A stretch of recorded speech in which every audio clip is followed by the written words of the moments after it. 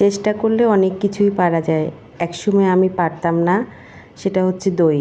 একসময় আমি দই বসাতাম, দই বসিয়ে রাখতাম ৩-৪ ঘন্টা, পরে দেখতাম যে দই বসতো না, দুধগুলো গন্ধ হয়ে যেত। তারপরে দই মেকার কিনেছি, সেটা তো দই তেমন একটা ভালো বসতো না। বসতো, একদম যে বসতো না তা না, কিন্তু একদম যে দই দোকানের মতো সেটা হতো না। আর এখন দই মেকার ছাড়া মাশাআল্লাহ আমি ভালো দই বসাতে পারি। ৩ কেজি দুধের দই বসিয়েছি, এটাতে মনে হয় ১.৫ কেজির মতো দই বসালাম। তো দই বসানোর পরে ফ্রিজে রেখে দিলে একদম দইটা ভালো মতো সেট হয়ে যায়। দুপুরে পরে আমরা খাওয়া দাওয়া করে দই খেতে পছন্দ করি, আমি আমার হাজব্যান্ড। তো এখন দুপুরের পরে খাওয়া দাওয়া করে খাওয়ার জন্যই নিচ্ছিলাম, আর আপনাদের সাথে একটু শেয়ার করেছি কত সুন্দর দই হয়েছে।